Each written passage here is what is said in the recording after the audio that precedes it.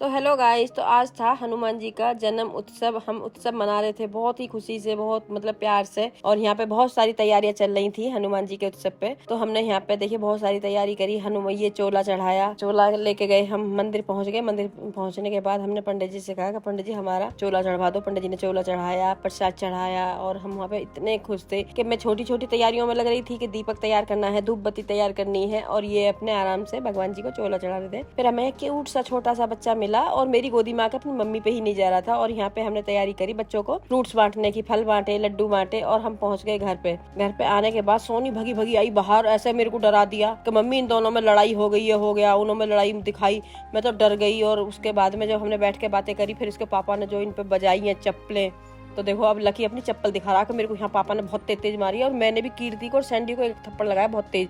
ये दिखा रही है अपना थप्पड़ के, मेरे को देखो कितना तेज थप्पड़ मारा।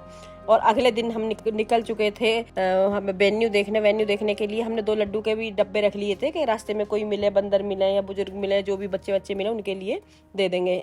तो हम निकल लिए थे वेन्यू के लिए। अभी उससे पहले मैं किचन में गई, किचन में जाके मैंने देखा और मैंने यहाँ पे हींग के अचार की तैयारी करी थी थोड़ी सी, और मैं निकल गई वेन्यू के लिए। तो हम गाड़ी में बैठे और देखो विकी ने सीट आके करी और कीर्ति के सर में जा लगी।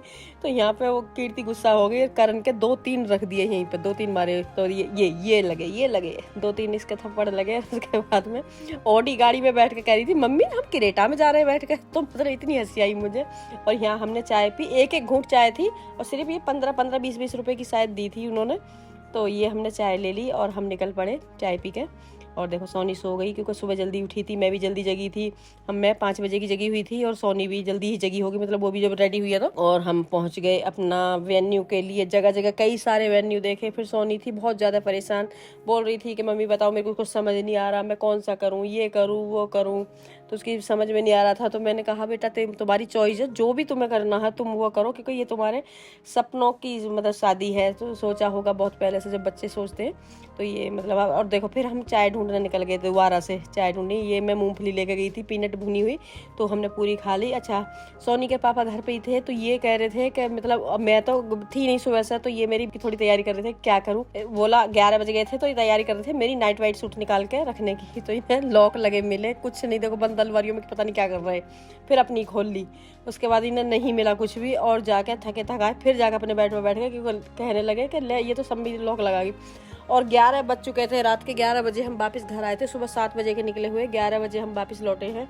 तो मैं बहुत ज़्यादा थक चुकी थी, सोनी भी बहुत ज़्यादा थक चुकी थी, हमारी हालत हो गई थी खराब एकदम। मेरा छोटा सा मिनी ब्लॉग को पसंद आया आपको तो लाइक करें, कमेंट्स करें, सब्सक्राइब करें।